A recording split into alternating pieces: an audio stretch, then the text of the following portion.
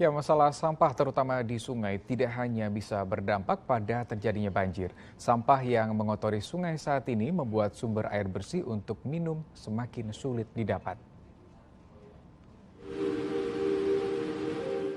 Salah satu contohnya adalah Sungai Ciliwung dan Cisadane di wilayah Kota Bogor. Semakin banyaknya sampah yang dibuang ke sungai membuat kerja petugas saluran hisap air baku untuk PDAM Tirta Pakuan semakin berbahaya. Hasanuddin misalnya harus lebih sering menyelam untuk membersihkan sampah agar tidak menyumbat pipa yang menghisap air baku dari sungai yang kotor.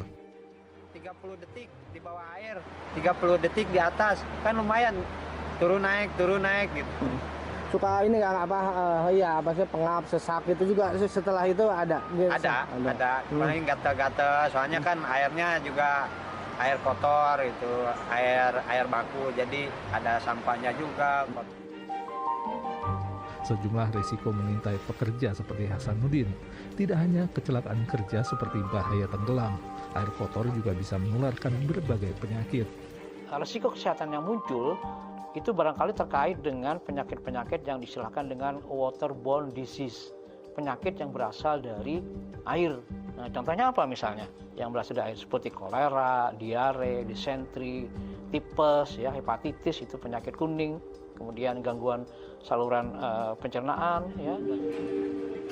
Data Badan Penyelenggara Jaminan Sosial BPJS Ketenagakerjaan, jumlah kecelakaan kerja di Indonesia sebanyak 234.270 kasus pada tahun 2021. Jumlah tersebut naik 5,65% dari tahun sebelumnya yang sebesar 221.740 kasus. Melihat trennya, jumlah kasus kecelakaan kerja di Indonesia terus tumbuh dalam 5 tahun terakhir di atas angka 120.000 kasus per tahunnya. Untuk mencegah kecelakaan, sejumlah perlengkapan keselamatan telah disiapkan.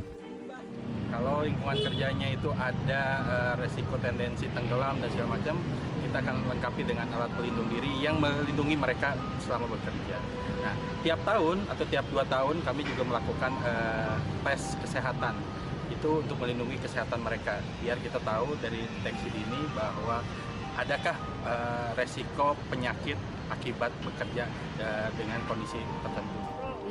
Namun hal terpenting yang harus mulai dikerjakan menurut aktivis lingkungan adalah mengurangi limbah dan sampah yang masuk ke sungai. Nah, bagaimana risiko ini supaya minimal?